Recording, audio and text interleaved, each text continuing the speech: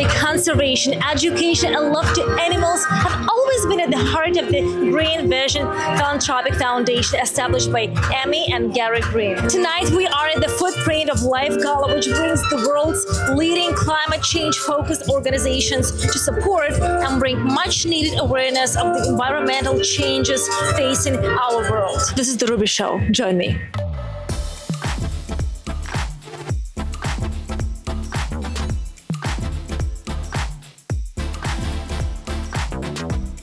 Congratulations on your tremendous success of tonight's gala, and this event is a real testament to your dedication and vision for conservation and rewilding in Africa. Let's talk about the most significant accomplishments the Green Vision has achieved so far. We really work together and raise vibrations and figure out problems with all things in conservation, rainforest preservation, keeping our oceans clean, anti-poaching.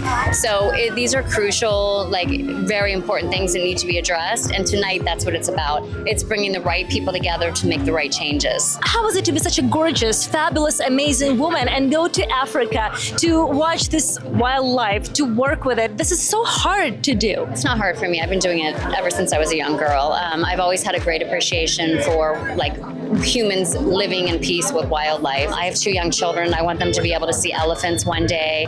I want them to be able to, open themselves up and give. And that's what it's about, is each individual person giving. So, do you take your kids with you in Africa? Not yet. They're a little young. They're on 3. When she's 5 o'clock, it'll be best. Yeah. Charles, you've traveled a lot. How did the traveling shape your perspective on conservation and the environment? Visited lots and lots of countries within Africa, and that's what really brought about me co-founding Tusk as a charity, because I realized that I really wanted to do something to give something back to preserve the natural world. What was the most challenging for you? Oh, goodness me. Over the years, I've had I've been charged by rhinos, I've been charged by gorillas, I've had lots of experiences. And of course, I wanted to ask you about His Royal Highness, the Prince of Wales. How was it really working with His Royal Highness? And do you have any memorable moments after traveling together? We're very fortunate to have the support of His Royal Highness Prince William, Prince of Wales. Been lucky enough to work with him now since 2005, and we've done a number of trips together. But the great thing about him is that he is very knowledgeable and passionate about Africa and Africa's wildlife, and indeed the environment in general, for the whole world over. And he never ceases to amaze me, actually, how knowledgeable he is. Do you have any future plans for Tusk Trust? We've always got future plans. For instance, coming up, we've got the Tusk Conservation Awards, which is something which we set up with Prince William. That's happening in November in London. And when we shine a spotlight on what we feel are some of the true sort of unsung heroes of conservation working in Africa.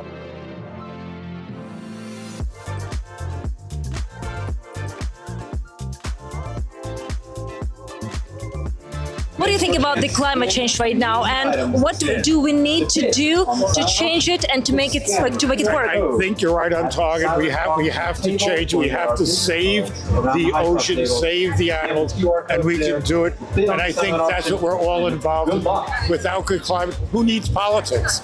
Let's do what's right for the world. Is it good to have this collaboration between the individuals and organizations to make work all the stuff that we do to save the oceans? Everyone says save the world, but we really have to get into the right direction of thinking about that, because if we don't, we're going to wake up one day and be in a very bad place. So I love the fact, the awareness alone, plus the fact there's silent auctions, a way for us to donate, to contribute to actual change versus saying it, right?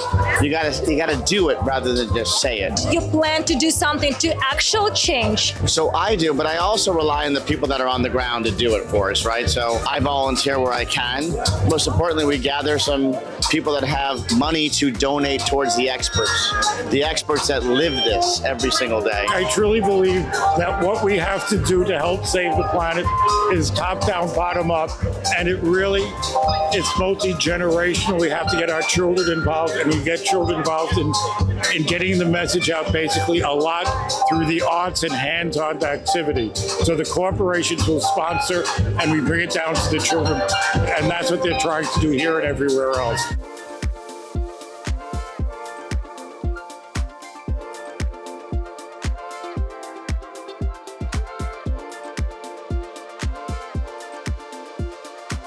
What do you think about the climate change? How big this problem is? What is your opinion? How we can change it and how we can save it? I think it's really important that everybody do their part. So whether it's like I always carry a little mug of coffee with me instead of using paper and plastic. I think that everybody, if we can think about what we're using and what we're always throwing out and throw out less, I think if every single person does that, we can make a difference. Do you have such a conversation with your family, with your kids about how to behave and to be more effective, how to throw this plastic out? I do all the time, and I'm always saying, let's use something that's reusable. I try never to use paper and plastic at home. Of course, you buy things and it comes in that, but I always use dishes. And I always try to really think about what I'm throwing out and try to throw out less.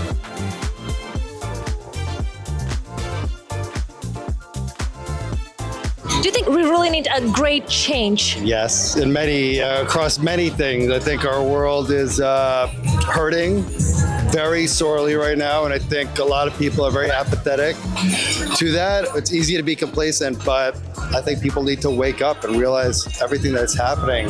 And like, this is our one home, this is our one planet. Like, let's get it together. We got to clean house and just take care of our home. Do you have this kind of conversation with your kids, how to take care of our planet? Yeah, I start with the taking care of the home, which we're still working on because That's the first step, right? it's the first step. But yeah, we're very, very, in little ways, not like, very aggressive, but in the little ways that we teach them to respect, their street, their neighborhood, throwing things in the garbage, recycling, not wasting plastic, little things that really, I think, add up. And I hope when they're older, will mature into the bigger vision type of things that actually matter in a bigger way.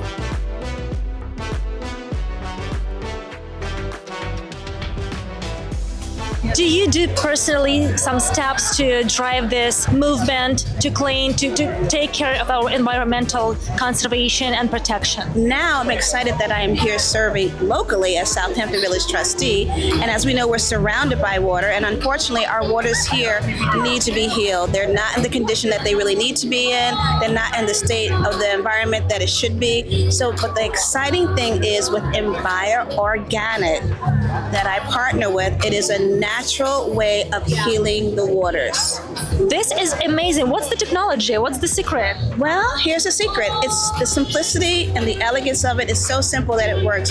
So think of probiotics. So we have probiotics, and we have probiotics so we eat the bad bacteria and it leaves the good bacteria. So think of the same concept with microorganisms going into the waters, eating the bad bacteria, releasing it through a harmless gas, then eating away what the algae blooms, and then eventually going down into the sludge. The end result is clean, healthy waters, and it gets even better. The ecosystem begins to get back in balance, and then we have our butterflies back, we have our turtles back.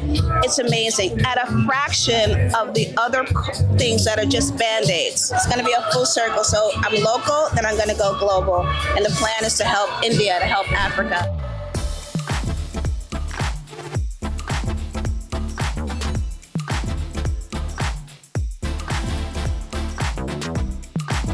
And here we have Jean Shafiroff. Thank you so much for having me here. I would love to ask you about what do you think about the necessity of preserving the environment right now? It is vitally important, not only for now, but for future generations. I know that our environment is everything.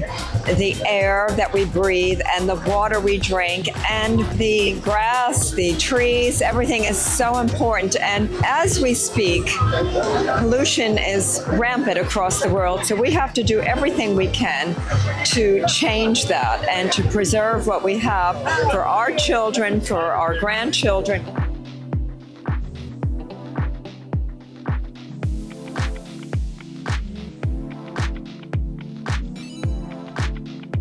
Remember that every small action contributes to a larger impact. We all have the chance to save the world. Let's commit to a sustainable future where harmony with nature is at the heart of our lives. This was the Rubis Show. Bye.